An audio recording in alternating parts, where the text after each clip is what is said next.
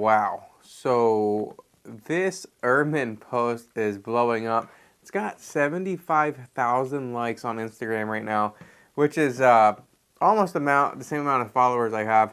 And I was using this Canon R5 Mark II, and I just was filming out my best wildlife autofocus settings with the R5 Mark II. I used this camera with this RF 100-500. I just wanted to share my autofocus settings on the R5 Mark II in this video and show you that awesome ermine moment. So check it out, and I'm going to bring you down to Olds River in Kodiak, Alaska, where I filmed this video. If you're looking to improve your wildlife photography with the Canon R5 Mark II, especially when it comes to smaller birds and things like ermine and just anything that's pretty small, I think I found the best autofocus settings for you in this video. Just to first introduce myself, my name is Kris Luckenbach. I'm a wildlife photographer here in beautiful Kodiak, Alaska. I specialize in mainly bigger things like bears. Lately, I've been messing around with some things like owls and eagles and ermine, and I've had some really good luck. And I haven't even noticed a big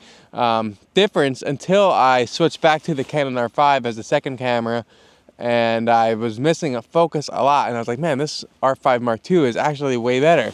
So let me give you my best settings that I have for wildlife photography. All right, so what we're gonna do is we're gonna make sure we're on the purple autofocus tab, make sure we're in photo mode, and this is going to allow us to make sure we're following along step by step here. So AI servo is going to be the first thing you want to make sure you have enabled. This makes sure that the focus tracks the subject as it's moving.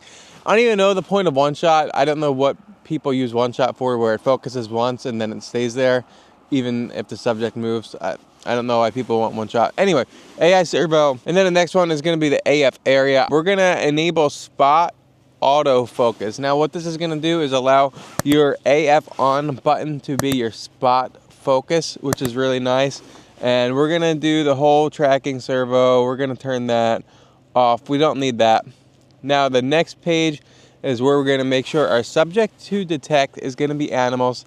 Eye detection is gonna be auto. It's gonna do its best job as it can. And then the next page is gonna be case. We're gonna be in manual.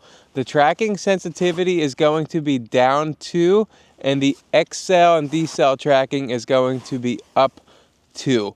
And I found this to work really good, especially for smaller things where you need it to focus quick. Once you got it locked on, it stays locked on pretty good. So that's my settings right there.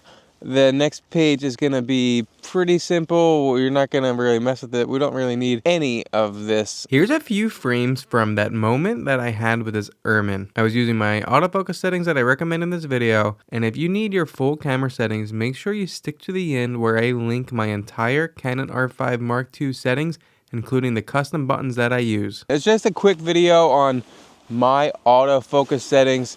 And like I said, everything else from my video that I'm going to leave you with right here shows off my entire Canon R5 Mark II settings. I still use it all to this day, but they're my new autofocus settings for wildlife.